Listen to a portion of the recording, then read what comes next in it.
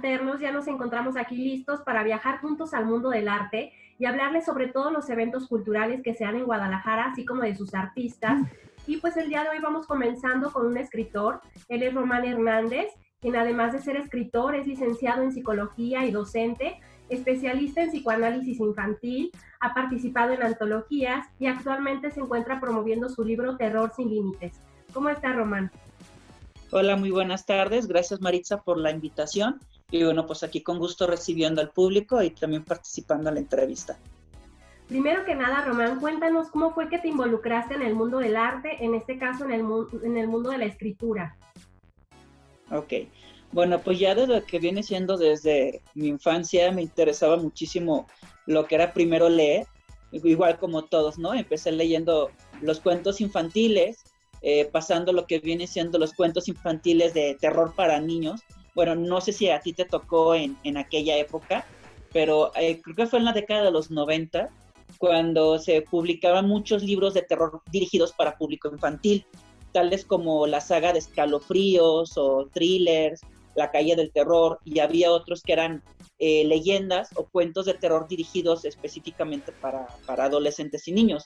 De esa manera fue como que me enganchó ese tipo de libros y al momento que iba leyendo como que me daba ganas de querer conocer más, como un material un poquito más pesado, más denso, y ya fue como de esta manera empecé a conocer a autores más grandes, como por ejemplo Edgar Allan Poe, Lovecraft, Stephen King, pues los clásicos, ¿no? Los que vienen siendo de cajón, hasta llegar a autores que algunos de ellos son desconocidos, otros no tienen tanta fama, pero igual tienen muy, muy buenos escritos.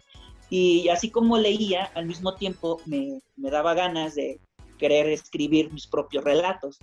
Porque cada vez que yo terminaba de leer un cuento o una novela, yo me quedaba así como de, yo quiero una historia parecida o quiero una historia distinta, ¿no? Y ya desde el clásico de empezar a escribir a mano hasta que también empezar a escribir con las mentadas maquinitas. A mí me tocó esa época, las máquinas de escribir.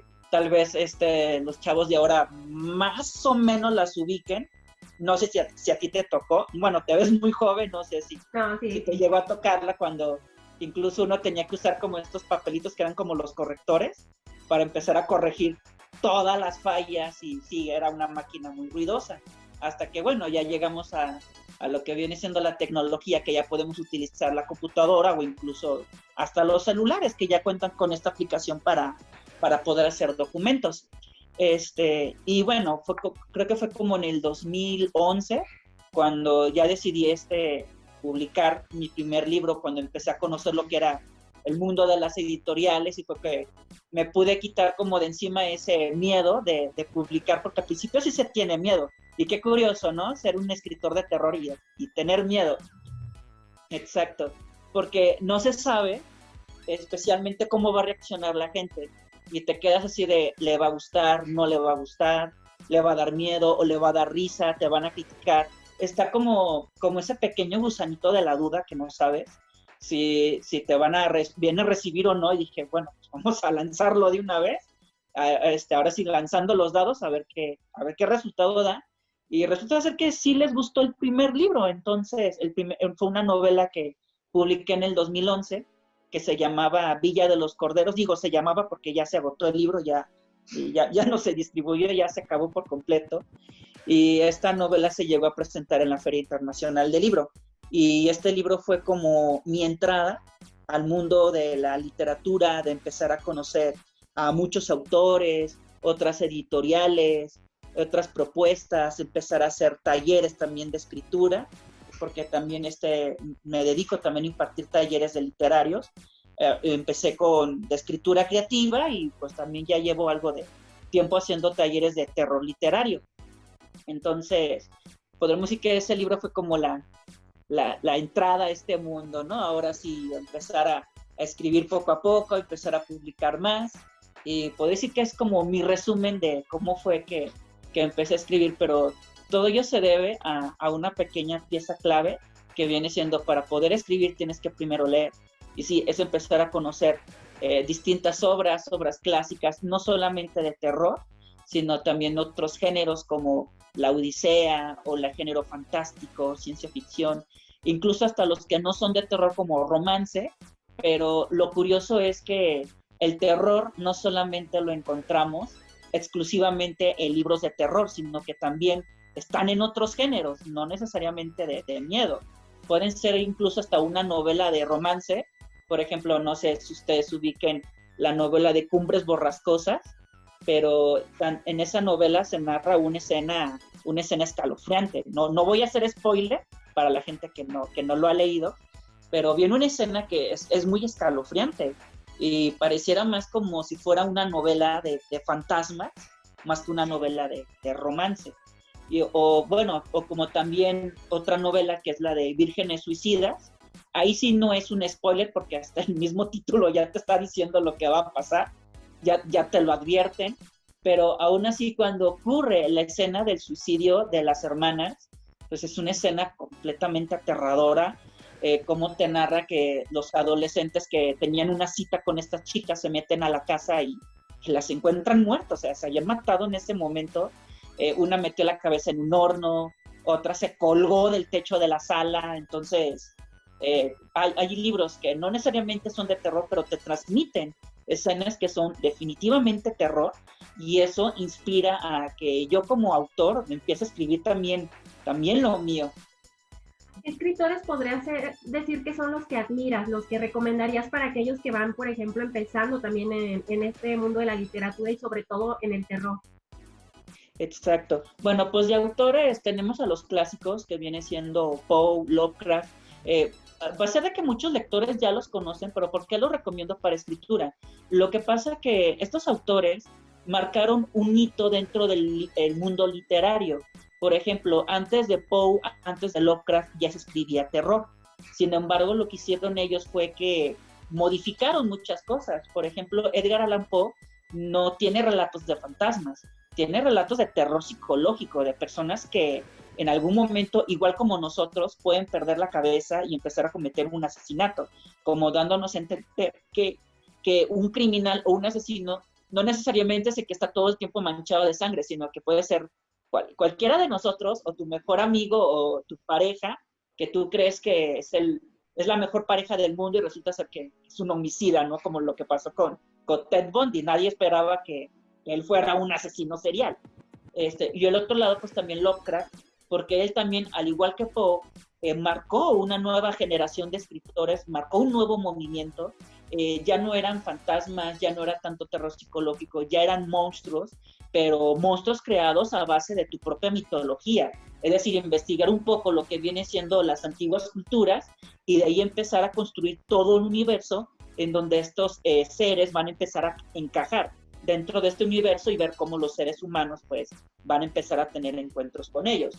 Igual también Stephen King, pero hay muchos autores que yo creo que el programa se nos iría de estarnos mencionando de todos. Por ejemplo, también está Clive Barker, está Aston Smith, están Hoffman. Hay muchos autores que te generan mucho material de escritura para irse metiendo poco a poco el mundo literario del terror, pero sí lo primero es empezar a leer y primero decir o preguntarse, ¿por qué me gustó este libro? ¿O por qué le gusta este libro a la mayoría de la gente? ¿Qué tiene que lo hace bueno?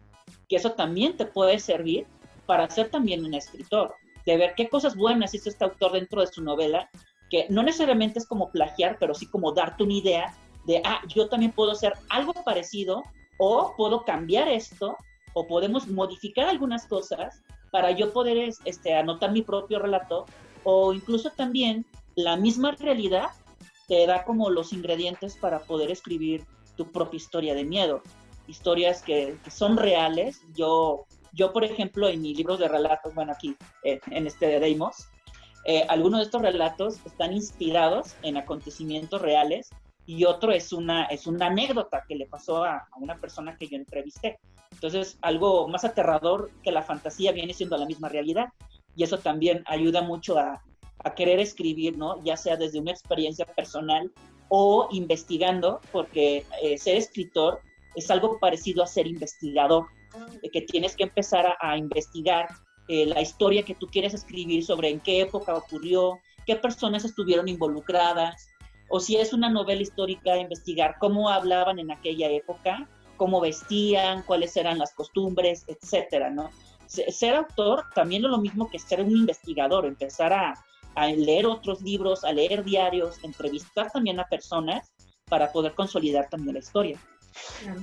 ¿Con qué piedritas son con las que te has encontrado en el camino? ¿Cuáles crees que han sido las mayores dificultades dentro de este mundo de dedicarse a la escritura? Ok.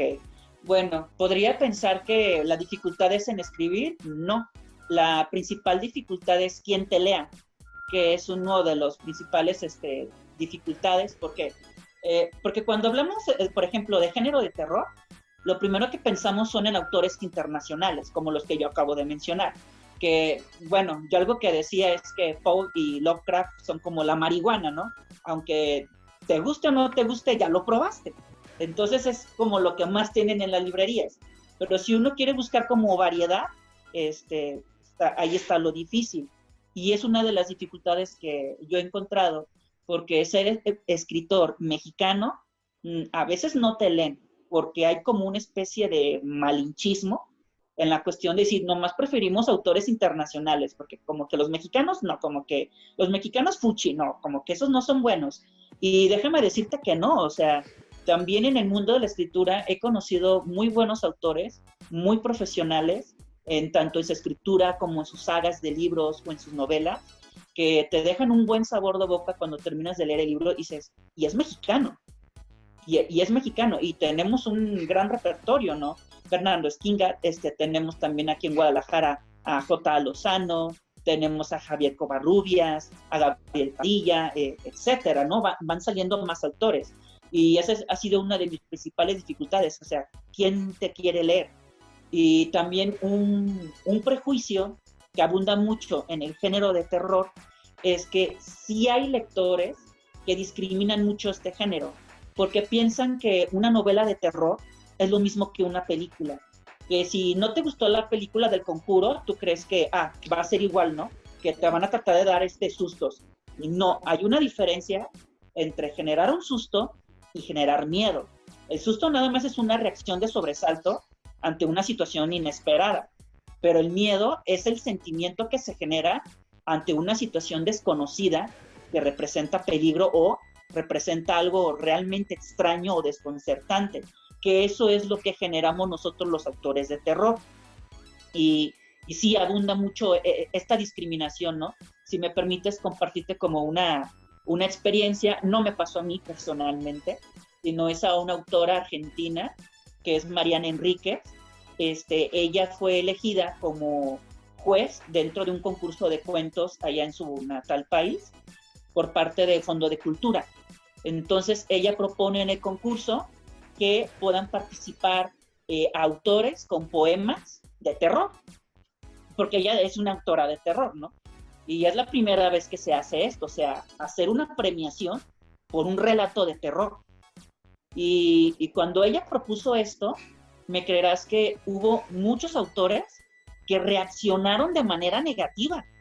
Dijeron, no puede ser, es que el género de terror es comercial, es que ese género no sirve.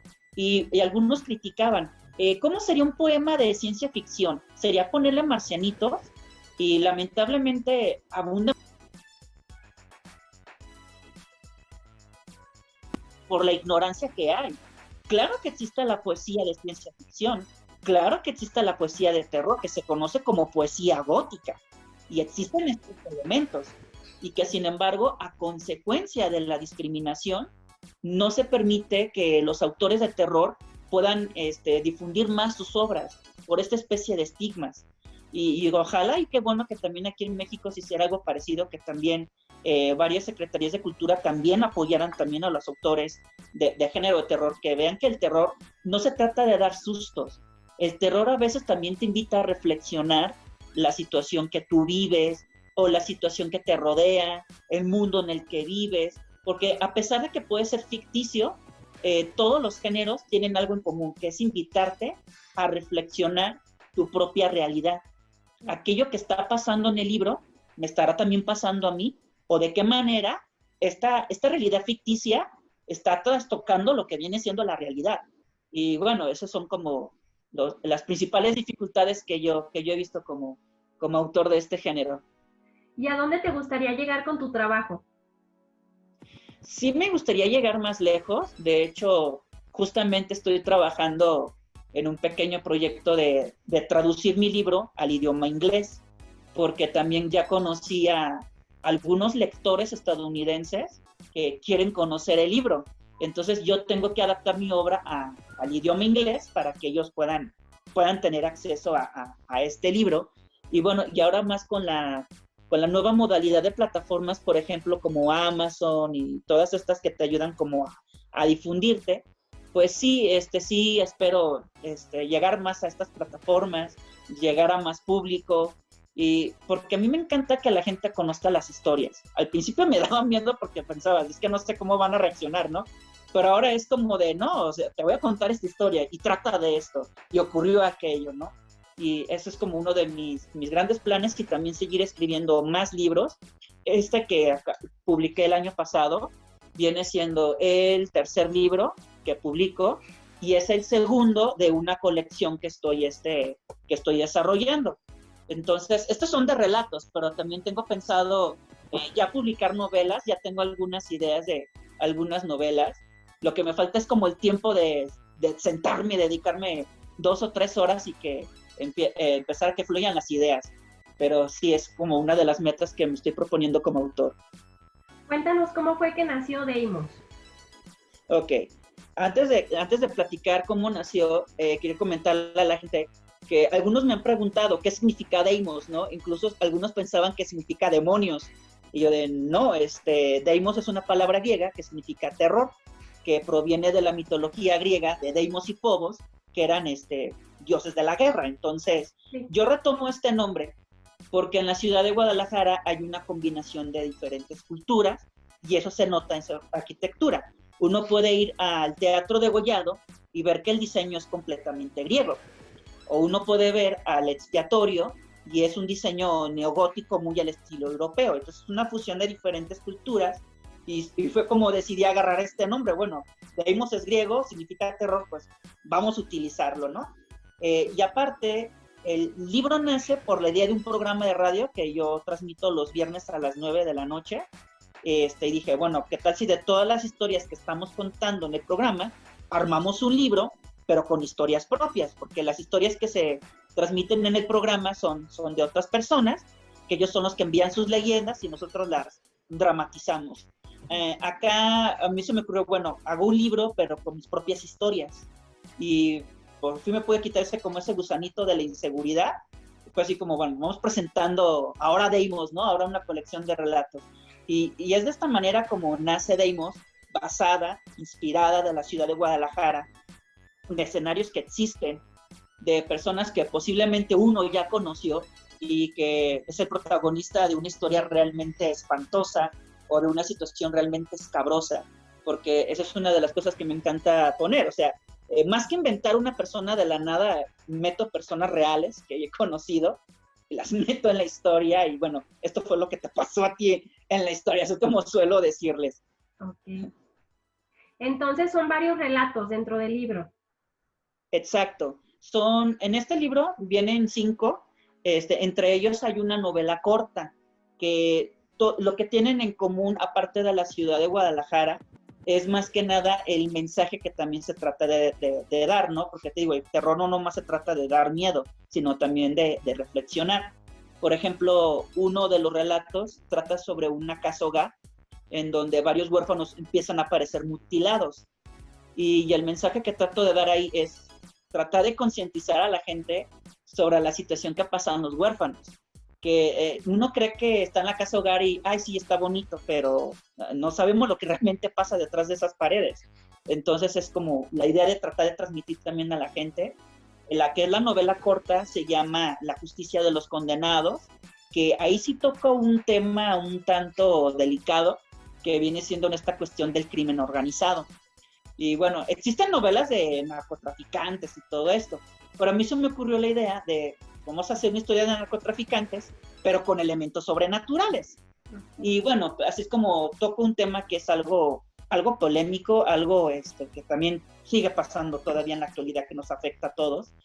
pero que ahí lo que pongo en esa historia es que lo aterrador no es el narcotráfico, sino pues todas las personas que de alguna manera fomentaron el crimen organizado, que eran, pues en este caso, las mismas autoridades. Entonces, es lo que yo abordo en esta novela, cuando el agente Alan logra atrapar al líder de un cártel, y cuando la atrapa empiezan a pasar cosas sobrenaturales. Entonces, es parte de una de las pruebas que vienen aquí, de los relatos que viene en este libro, de tratar de mostrar de lo que estamos viviendo a nuestro alrededor puede convertirse en algo realmente estremecedor.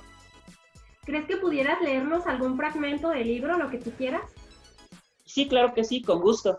Ok, el fragmento que les voy a compartir a todos ustedes es un relato que es una anécdota de una persona, que esta persona me confió esta historia, nomás me dijo que con la condición de que no dijera en dónde ocurrió. Pasó en un pueblo de Jalisco, y no debo decir dónde pasó porque sigue pasando este tipo de cosas. Entonces, pues, sobre aviso no hay engaño, entonces, aquí voy. Ok, bien. Llegamos al pie de la colina de las Luciérnagas. Atrás quedaron las luces del pueblo, y hasta el mismo silencio no se atrevía a estar presente entre los matorrales y árboles ominosos. Las cigarras y las aves nocturnas formaban un coro de música tenebrosa. Entre nosotros no hubo palabra alguna. Las linternas iluminaban de manera escasa el campo abierto. Esperaba ver a las luciérnagas, pero no había. Era como si hasta la misma naturaleza tuviera terror estar ahí. Y bueno, el matiz de sombras adornaba a la perfección. Resaltaba una aura maligna en la arboleda. El sacerdote me señaló al fondo y vislumbré la silueta un tanto deforme de una pequeña construcción. Tuve que acercarme más y descubrí los restos de una capilla con manchas de lama y grietas en sus muros de granito color castaño percudido. Un árbol de arrayán con las hojas secas y carcomidas se alzaba al costado derecho. Lo había olvidado por completo. Se trataba de la capilla del Cristo Negro, abandonada desde hacía más de 8 décadas. Fue un lugar de adoración y se había convertido en una tumba del tiempo, en un lugar de profanación y de adoración de seres blasfemos. Muy bien, ¿y este libro dónde lo pueden conseguir, Román? Ok, el libro lo pueden conseguirlo ya sea contactando a la editorial Edalca, o también me pueden contactar personalmente en mi cuenta de Facebook o en la fanpage, que es Deimos, Terror Sin Límites. Pueden mandar un inbox y yo con gusto les puedo hacerles la venta del libro y envío a domicilio, o si están aquí en Guadalajara, también se puede hacer entrega personal y ya van con el autógrafo. O sea, no muchos autores hacen eso, de que ya te llevas el libro y ya te llevas una firma. Y también como que tienes el chance de conocer al autor sin que esté rodeado de guaruras y todo eso. Entonces es la forma como estoy moviendo el libro, y bueno, pues todavía hay libros disponibles, los pueden adquirir en línea, ya sea contactando fanpage Editorial Edalca o la fanpage de Deimos Terror Sin Límites. Y además de este libro, Román, ¿qué otros proyectos tienes en el presente? Ok, aparte de lo que viene siendo literatura, estoy trabajando en un pequeño proyecto de intervención en crisis, esto a consecuencia de la pandemia, que empezó a generar muchas crisis en las personas, no solamente por la enfermedad, sino de ansiedad, de miedo, inseguridad, incertidumbre de no saber si van a seguir trabajando, si van a ir los niños a la escuela. Muchas personas entraron en este tipo de crisis, y bueno, pues me invitaron a formar parte de un proyecto de intervención en crisis, en donde estamos apoyando a las personas en esta situación. La intervención es completamente gratuita, no tiene ningún costo. De todas formas, yo con gusto puedo pasar ya después lo que viene siendo los enlaces, donde las personas se pueden conectar. Es por llamada telefónica, es un número celular, porque ahorita las líneas telefónicas estatales están saturadas. Bueno, todo el tiempo están saturadas, pero aquí ya es como que una alternativa donde la gente puede marcar, y nosotros con mucho gusto podemos atenderlos también. ¿A ti cómo te ha ido con esto de la pandemia? Pues fíjate que ha habido muchas crisis de ansiedad, cuando se empezó a desatar este problema, algunas personas tenían miedo ya sea de contagiarse y con el temor de me voy a morir, no sé qué me va a pasar, o si soy inmune y mis papás van a fallecer, no sé. Y otra de las más comunes es la depresión que está generando a consecuencia del desempleo. Que bueno, con las mentadas alertas que se han mandado de que la gente no salga de casa, hay muchos tapatíos que trabajan negocio propio o trabajan en un negocio, no cuentan con prestaciones.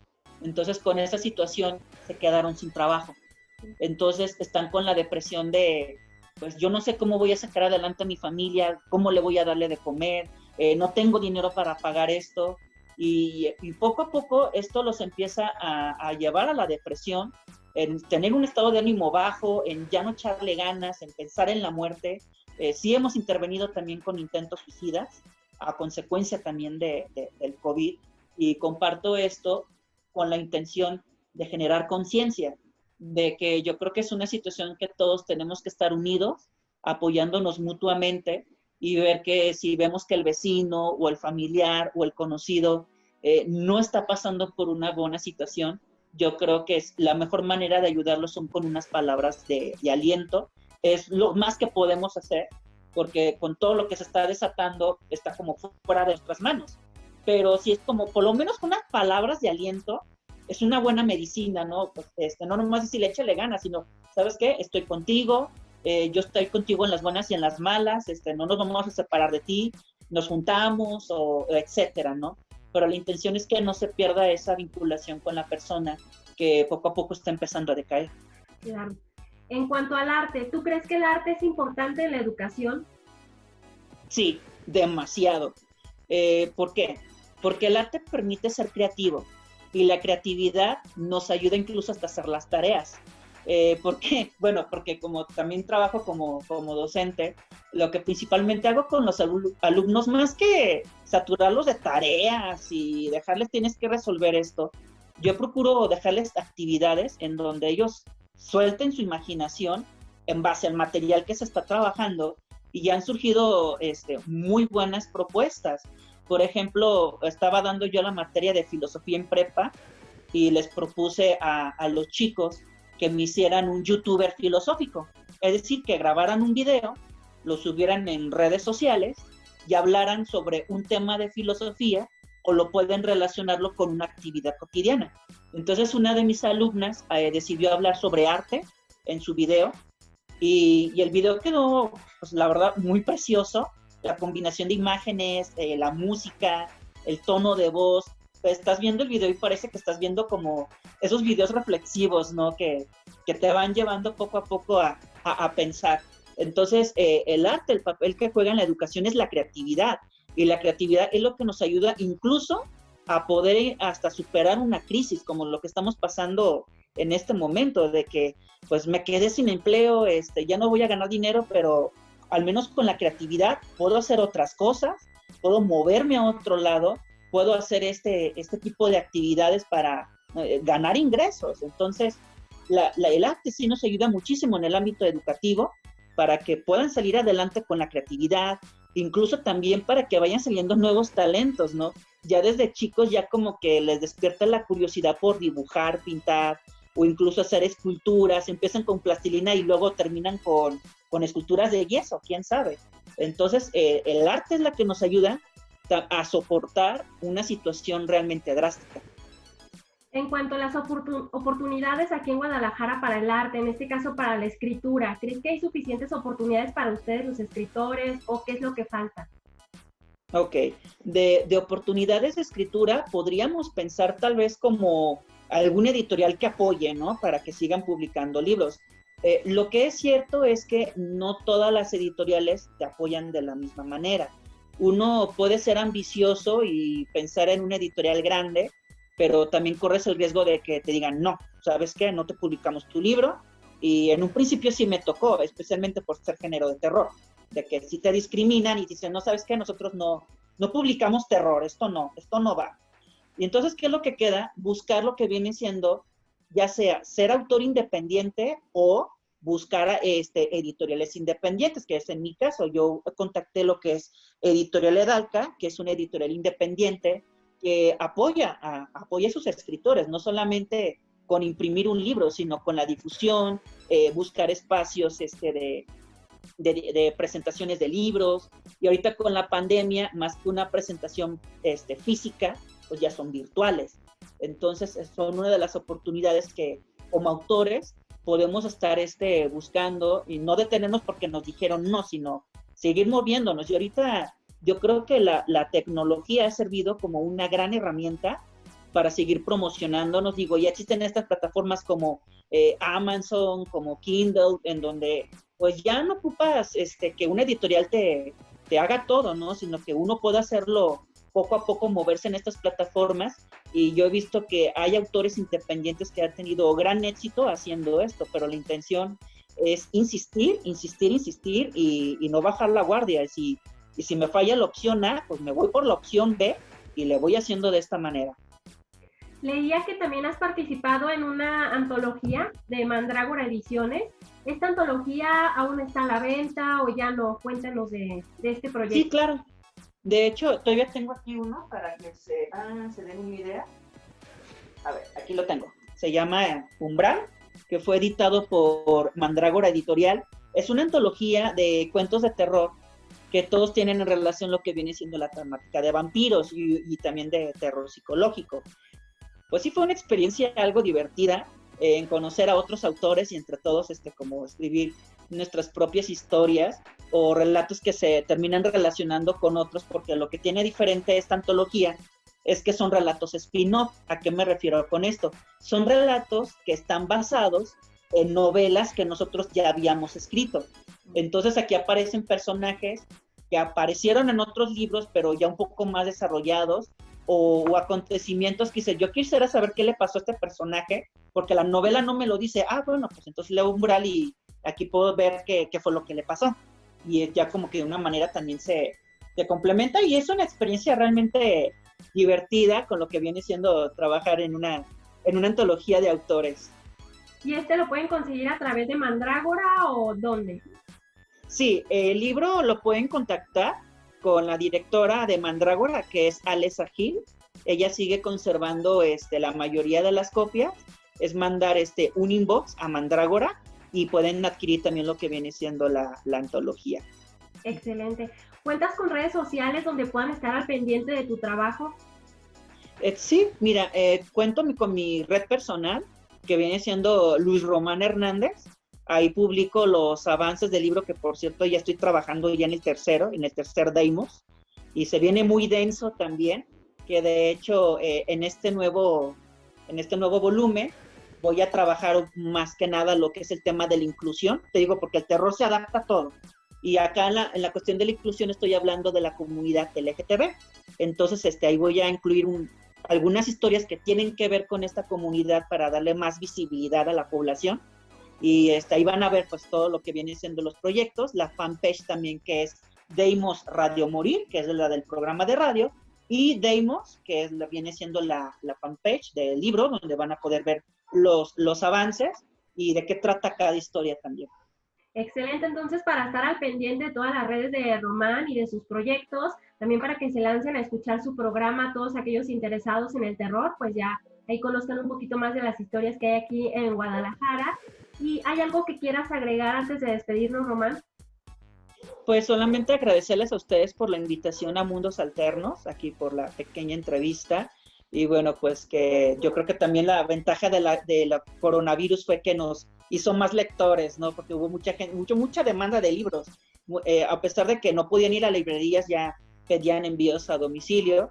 Y bueno, pues también agradecido también con los lectores, y también para los nuevos, conozcan el mundo del terror que les depara Deimos, que lo que puedo comentarles por reseñas de otras personas, algunos sí les dio mucho terror, la verdad. El relato de los huérfanos, hubo personas que me comentaron que bueno, iba a decir un verbo fuerte, pero bueno, siempre es un programa abierto, pero sí les generó mucho miedo, ¿no? El relato de los huérfanos. Hay personas que me comentan que leyeron este cuento y no lo pueden olvidar por la escena dantesca que ocurre aquí. Entonces, pues es una oportunidad de poder conocer Deimos. Y bueno, pues aquí agradecido también con Mundos Alternos. No, pues muchísimas gracias a ti, Román, y esperemos tener pronto una nueva entrevista donde nos hables de tu tercer libro. Aquí tienes tu casa, igual, y esperemos también que ya pueda darse la oportunidad a lo mejor de que el programa sea en persona, esperando que pues esta situación pase pronto, ¿no? Pues muchísimas gracias por la entrevista y mucho éxito en todos tus proyectos.